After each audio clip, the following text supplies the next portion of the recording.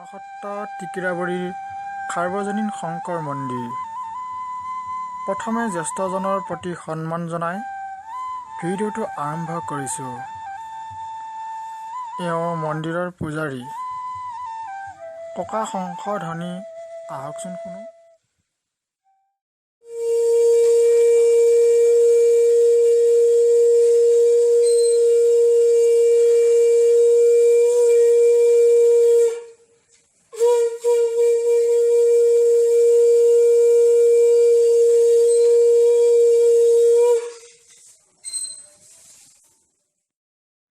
পূজাৰী ককাই শংকৰ মন্দিৰভাগ সম্পৰ্কে কয়।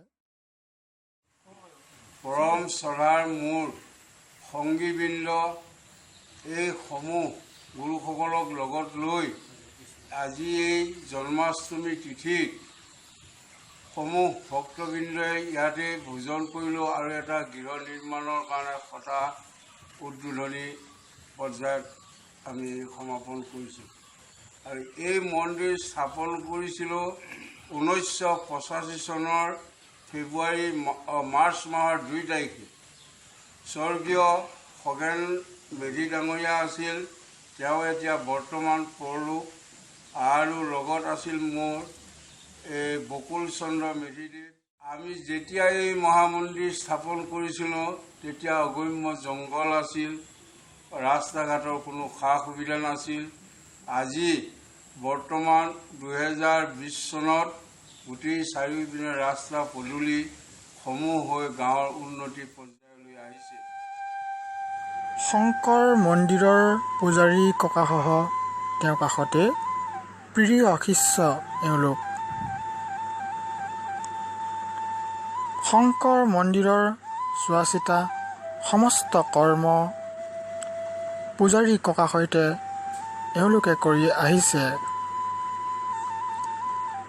জড়িত ককাৰ সৈতে জড়িত আছে শিৱ মন্দিৰৰ সৈতে। 1985 চনতেই স্থাপিত হৈছিল এই শিৱ মন্দিৰ।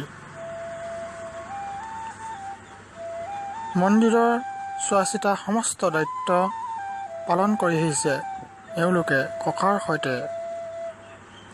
ককা পূজাৰী,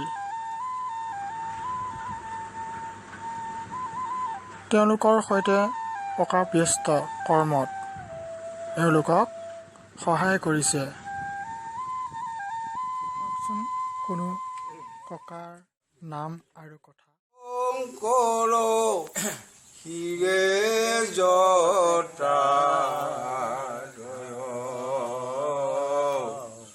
গংগা বসতি শিৱ শংকৰ শিৰে জটা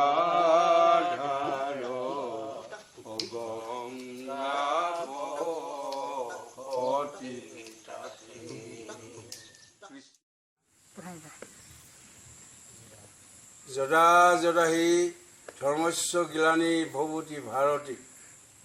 আমি আজি মহান অনুষ্ঠানখন গঢ়িছিলোঁ কিয়, যেতিয়াই ধৰ্মৰ ব্যভিচাৰ আহে, নীতি সলনি হৈ যায়, সেই সময়ত আমি সমূহ ভক্তবৃন্দই বহি এই মহান ঠাইখনতে এটি শিৱ মন্দিৰ নিৰ্মাণ কৰিছিলোঁ, যে যত জীৱ জংগম কীট পতংগম অগণক জগতৰি কায়া। গতিকে প্ৰভু ঈশ্বৰে আমাক যেনেকৈ লালন পালন কৰিছে, সৃষ্টি স্থিতি লয় কৰি আছে, তেৱে চাৰিওদিশ গছ গছনিৰে আৱৰা। তাৰ মাজতে ককাসকলে শিৱৰ মন্দিৰ স্থাপন কৰিছিল।